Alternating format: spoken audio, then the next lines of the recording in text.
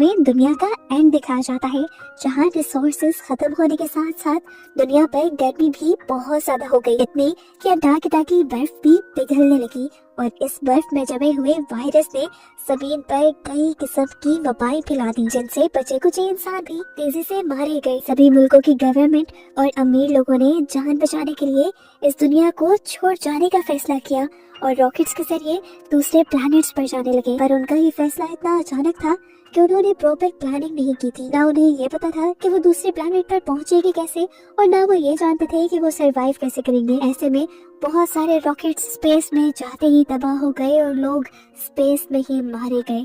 अब दुनिया में जितने बचे कुछ इंसान रह गए थे वो भूख और प्यास से मारे गए और कुछ आपस में लड़कर मारे गए। अब दुनिया पर हमें अकेली बची हुई इंसान ईवा को दिखाया गया, जो पहाड़ों के ऊपर बनी मिलिट्री बेस में एक रोबोट के साथ रहती थी। तो तुम्हें कोई खतरा हो, रोबोट उससे पूछता है तुम किस तरह के रिफ्यूजी हो, डिजास्टर रिफ्यूजी या पॉलिटिकल रिफ्यूजी। ईवा ये बात तो जानती थी कि डिजास्टर रिफ्यूजीज को दूसरे मुल्कों में आना नहीं पड़ता, इसीलिए उसने कहा कि मैं पॉलिटिकल रिफ्यूजी हूँ। यानी ईवा का कहने का मतलब था वो ऐसे मुल्क से आई थी जहाँ पर जंग चल रही थी। रोबोट यहाँ उससे कहता है मैं तुम्हारी बात मान लूंगा, लेकिन तुम पीछे से घूम कर आओ। असल में वो उसे पूरी तरह स्कैन करना चाहता था।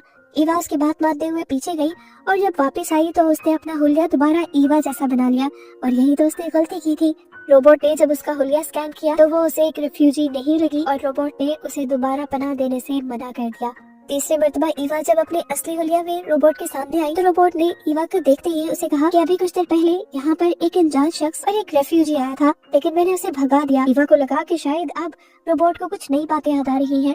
वो रोबोट से कहती है प्लीज तुम मुझे अंदर जाने दो, लेकिन रोबोट इस मर्तबा भी उससे पासवर्ड मांग लेता है। थक हार कर ईवा यहाँ से जाने लगती है और जाने से पहले वो रोबोट से कहती है कि अगले मर्तबा कोई रेफ्यूजी यहाँ आए तो उसे पानी जरूर दे देना। अब पानी ईवा को पीना था। वो दोबारा एक रेफ्यूजी का हुलिया बनाकर रोबोट के सामने आई और उसने रोबोट से कहा कि मुझे पानी चाहिए, लेकिन पानी देने से पहले रोबोट अब उसके साथ इन्वेस्टिगेशन करने लगा। वो उससे उसके डॉक्यूमेंट्स मांगता है। ईवा उस पर गुस्सा होने लग जाती है कि मैं एक रिफ्यूजी हूँ, जंग के माहौल से भाग कर आई हूँ, ऐसे में मेरे पास कहाँ होंगे डॉक्यूमेंट्स। ये सुनकर अब रोबोट उससे कहता है कि तुम्हें एक एक्सप्लेनेशन तो जरूर देनी होगी कि तुम हमारे मुल्क में रहना क्यों चाहती हो। और ईवा ने एक झूठी स्टोरी बनाई कि जिनमें उसके सारे पेरेंट्स मारे गए। अब वो अकेली रहती है, उसकी जान को बेखतरा है, इसलिए वो यहाँ आ गई। तंग आकर वो दोबारा रोबोट से पानी मांगती है तो रोबोट बताता है कि मैं एक रिफ्यूजी को तभी पानी दूंगा जब मैं पहले ईवा को पानी दूंगा, और ईवा को मैं पानी तब दूंगा जब ईवा मुझे अपना पासवर्ड बताएगी। पासवर्ड तो याद ही नहीं था ईवा को। एक और रात ईवा को बाहर गुजारनी पड़ी। भूख और प्यास से उसका जिस्म कमजोर पड़ गया था। सुबह होने पर वो रोबोट के सामने गिड़गिड़ाने लगती है कि प्लीज मुझे थोड़ा सा पानी दे दो या एक सेकंड मुझे अंदर जाने दो। तो रोबोट उससे कहता है आई एम सॉरी, मैं तुम्हारी कोई मदद नहीं कर सकता। मैं तुम्हारी मदद कर भी देता अगर मुझे लगता कि तुम दुनिया की आखिरी इंसान हो, लेकिन कल ही मेरे सामने एक रेफ्यूजी और एक अनजान लड़की आई थी। ऐसे में उन दोनों की जिंदा होने की वजह से तुम्हारी कदर कम हो गई है। ईवा की बॉडी में बिल्कुल भी ताकत नहीं थी कि वो इस रोबोट के साथ कोई बहस करती। यहाँ पर रोबोट उस पर तरस खा के उसे बताता है कि करीब ही एक पावर प्लांट है, हो सकता है कि वहाँ पे कोई इंसान हो, क्योंकि उसके चलने का पता अक्सर रोबोट को चलता है।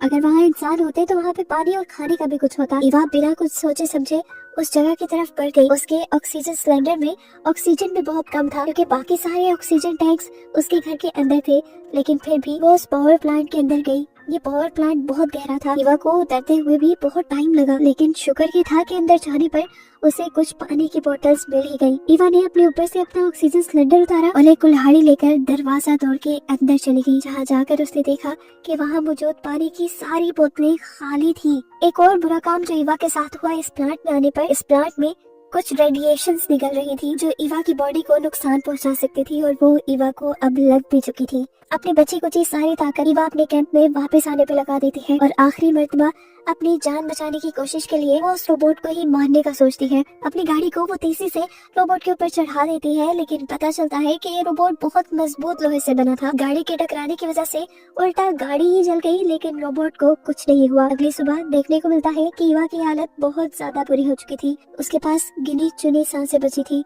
मरने से पहले उसके पास जो लेमेंटे के सीड्स थे वो यहाँ जमीन में गाड़ देती है, इसी उम्मीद में कि शायद कभी ये उग जाए। उसको देखकर अब उसका रोबोट उसके पास आता है और रात में होने वाली हर चीज की रिपोर्ट देता है कि किसी अनजान ने उसके ऊपर हमला कर दिया था। ईवा उसकी बातों पे ज्यादा ध्यान नहीं दे पा रही थी, वो उससे पानी मांग रही थी, लेकिन रोबोट उससे कहता है मुझ पर और यहाँ पर हमले होने लगे हैं।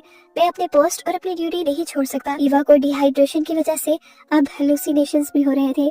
उसे ऐसी चीजें नजर आ रही थी जो उसके साथ हो भी नहीं रही थी। वो अपने आप को अच्छे कपड़े पहने अच्छी दुनिया में एंजॉय करता हुआ देखती है। अगली मर्तबा उसे हेलुसिनेशन होती है कि जैसे उसके डैड उसे पानी पिलाने के लिए आए हैं, लेकिन सामने वो देखती है कि यहाँ पर उसका रोबोट ही था जो उससे उसका पासवर्ड मांग रहा था। अब ईवा के अंदर बोलने की जान भी नहीं थी। यहाँ पर रोबोट ने उसे बताया कि अगर तुम मर गई तो मेरा पासवर्ड ऑटोमेटिकली रीसेट हो जाएगा। ईवा उसकी बात पे ध्यान नहीं देती और उससे सिर्फ आखिरी ख्वाहिश कहती है कि तुम मेरे लेवेंडर के सीड्स को पानी दे देना। ये कहते ही वो मर गई और रोबोट ने अपना नया पासवर्ड लेवेंडर सेट कर दिया। इस रोबोट को आखिरी इंसान के मरने पे भी कोई दुख नहीं हुआ था। वो सिर्फ आर्टिफिशियल इंटेलिजेंस थी। मूवी का कंक्लूजन ये है कि आर्टिफिशियल इंटेलिजेंस इंसानों जैसी फीलिंग्स नहीं रख सकते और ऐसे एक दिन इंसानों के लिए जानलेवा भी साबित हो सकते हैं। और बस यही बताते हुए ये कहानी यहाँ खत्म हो जाती है।